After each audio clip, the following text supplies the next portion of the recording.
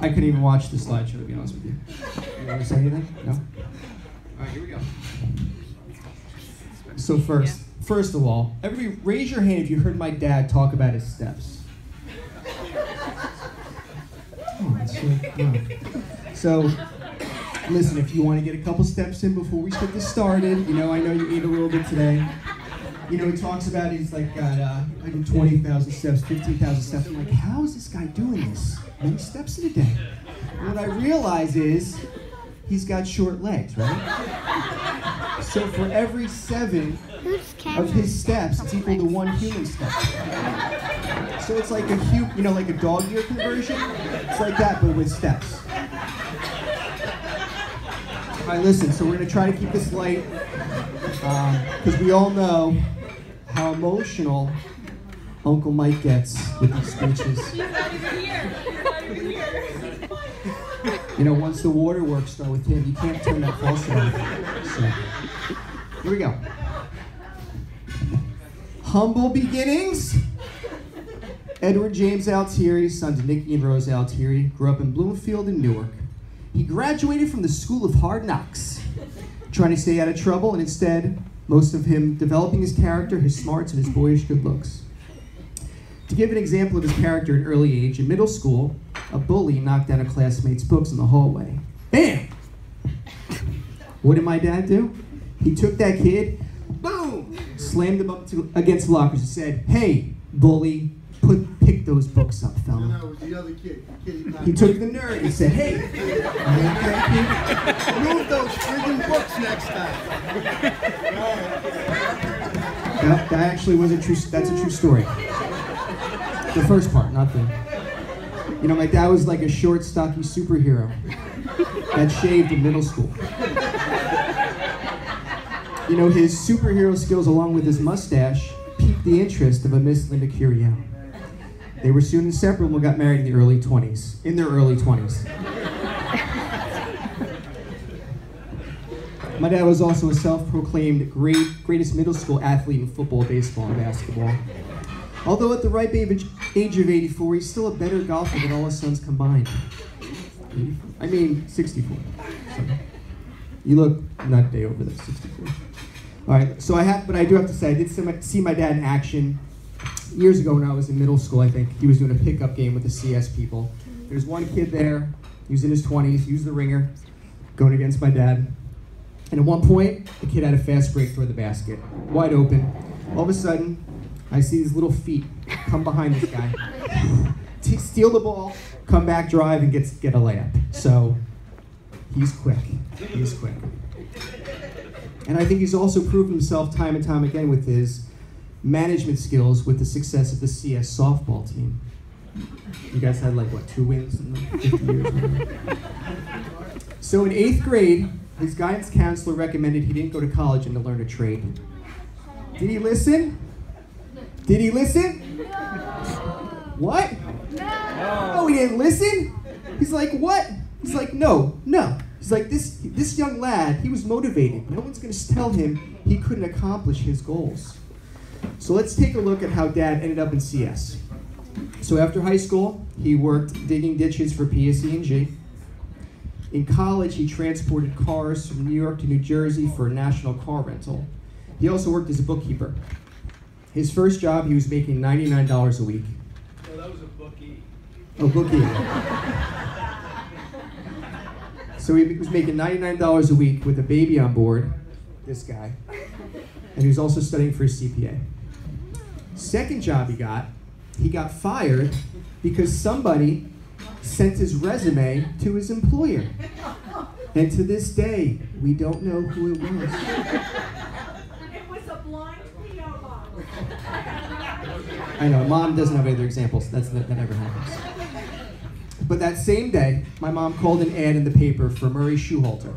And my dad got on the phone. Murray said the position was already filled, but for some reason, Murray asked my dad where he lived. And apparently, Murray used to live in the same building my parents lived in.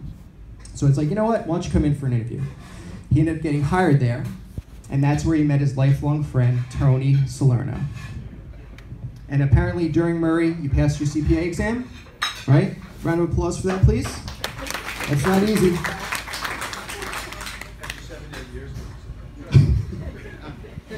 His fourth job, he worked for the Big Eight, Pete, Marwick, and Mitchell. He left there because I think the hours were absolutely insane for him, which is a lot for this guy. Job 5, he worked at BASF, all the while he took night courses for his MBA. And that's where he met another lifelong friend, Greg Casey, or GPC. GPC. Job 6. Job 6. We following so far? Here we go. So Pete, Mark, and Mitchell referred my father to interview at Construction Specialties. After he interviewed, they said, we'll let you know within 3 days if you got the job. 1 month later, they're like, you got the job. Lame. All right. So, but he was hired as a group accountant in 1979. From there, he was promoted to controller of CS, then to CFO, and in 2017, he retired as the CEO of CS Group. Round of applause for that, everybody. Now, according to some statistics that I just made up, when my dad started working at CS, the net revenue of the company was $1,000 a year. That's it. Yeah, $1,000. After he left the company, they were making $3 trillion a year. Coincidence? I don't think so. By the way, Greg can vouch for those numbers.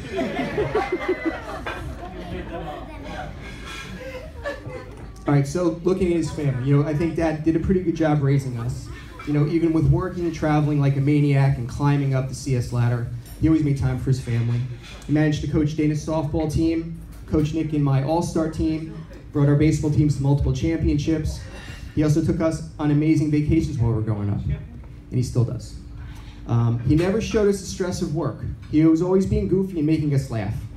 And people have said this during the speeches, but we really never understood how this goofy dude be running the company. Maybe he uses all his brain power at work. So, what we remember from the CS days. Remember going to work with my dad in Cranford during tax season. We got Dunkin' Donuts. We got to go to the snack machine. We ran around the office. We had a lot of fun. And even now, the grandkids got to experience that in the Lebanon office with the Dunkin' Donuts, and they got to do a trick-or-treating. So kind of 2 different generations got to do that. My college essay, when I had to apply to different schools, I had to write about somebody I admire, somebody I look up to. And the first person that came to me, obviously, right, just jumped in my mind. And I didn't have to think about it. It took 2 seconds. It was Rocky Balboa from the movies.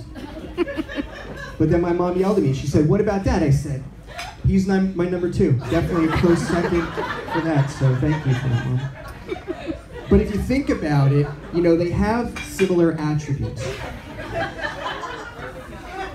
They were both kids from the city. They were both underdogs. They were fighters. They never gave up. They both had chiseled bodies. So listen, if I can describe, what we as kids learned from my dad, I would say it was dream big. Dream big. He's proof that no matter where you come from, you can make whatever life you want for yourself with hard work and determination. Eddie had a vision about his life, and he didn't stop until he achieved it. And it was all for his family. Even after retirement, he's still motivated and driven for his grandkids and kids. Today, besides his newfound love of day trading, getting his steps in and bragging about it, playing golf with his buddy GPC and Mike Kramer, he still puts most of his focus on being an amazing grandfather to all 6 grandkids. And we're sure he pretty much likes them better than he does his actual kids. The reason we know that is because he tells us all the time. But I gotta say, we turned out okay. Nick's a controller in a radio company with a CPA degree. Dana's a successful entrepreneur running Signature Salon and Spa. And I sell drugs to people in Newark and Elizabeth. So 2 out of 3 isn't bad. So he's helped coach Aiden and Brennan's basketball teams. He's helped coach and plays with the boys with baseball. He got Brody, Aiden, and Brennan golf lessons. And he continues to make everyone laugh and smile. Dad, you played an integral part in transforming CS into a global powerhouse. You have an amazing family, a full head of hair, a nice golf swing, and you're a professional Fitbitter. Not to mention, you've been mistaken many times for George Clooney. You've done it all, you son of a gun. The words thank you do not even touch the surface of the gratitude we have for all you have done for us. You've impacted everyone's lives with your genius, leadership, generosity, humor, selflessness, and love. So we're gathered here today to thank you for all your hard work throughout these years. Thank you for all the Giants games, dinners at Fox Hollow, playing golf at Fiddler's Elbow and Hamilton Farms,